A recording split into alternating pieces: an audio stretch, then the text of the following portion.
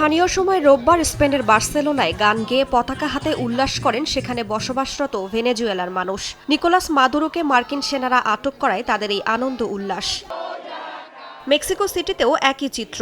ভেনেজুয়েলার বিশাল পতাকা নাড়িয়ে আনন্দ উচ্ছ্বাস করতে দেখা যায় মেক্সিকোয় নির্বাসিত ভেনেজুয়েলানদের। নতুন করে ভেনেজুয়েলা পুনর্গঠনের স্বপ্ন দেখছেন তারা।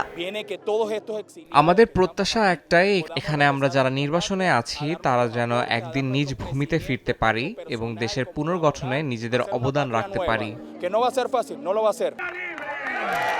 যুক্তরাষ্ট্র ও লাতিন আমেরিকার বিভিন্ন দেশে বসবাসকারী ভেনেজুয়েলার নাগরিকদের আনন্দের যেন শেষ নেই। যুক্তরাষ্ট্রের ফ্লোরিডা, পেরুর লিমা, কলম্বিয়ার বোগোতা, পুয়ের্তো রিকোয় প্রবাসী ভেনেজুয়েলানদের একাংশ মার্কিন অভিযানের পক্ষে সমাবেশ করে। ভেনেজুয়েলাকে স্বাধীন করো স্লোগানে ট্রাম্প প্রশাসনকে ধন্যবাদ জানান তারা। অনেকের দাবি মাদুরোর পতনই রাজনৈতিক পরিবর্তনের একমাত্র পথ, যদিও বিরোধী নেতৃত্ব ও ভবিষ্যৎ ক্ষমতা হস্তান্তর নিয়ে মতভেদ রয়েছে।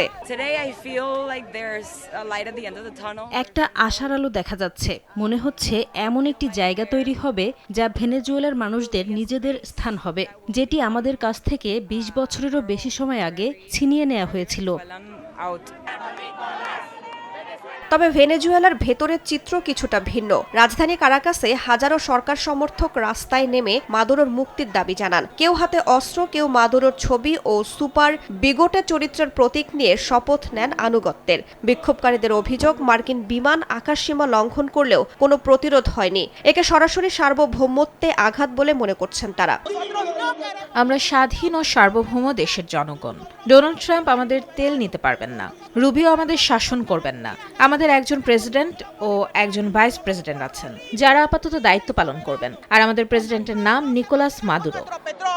এশিয়ার দেশ দক্ষিণ কোরিয়াও মার্কিন প্রেসিডেন্ট ডোনাল্ড ট্রাম্পের এমন কর্মকাণ্ডের নিন্দা জানিয়েছে। সিউলে মার্কিন দূতাবাসের সামনে সমাবেশে যুক্তরাষ্ট্রের সামরিক হস্তক্ষেপের নিন্দা জানান বিক্ষোভকারীরা। বিদেশি রাষ্ট্রপ্রধানকে আটক আন্তর্জাতিক আইন ও কূটনৈতিক রীতির সরাসরি লঙ্ঘন বলেও মনে করেন তারা।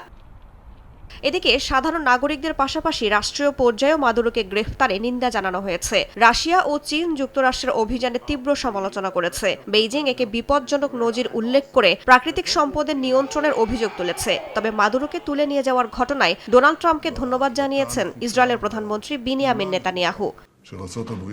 রাইসা জান্নাত, সময় সংবাদ।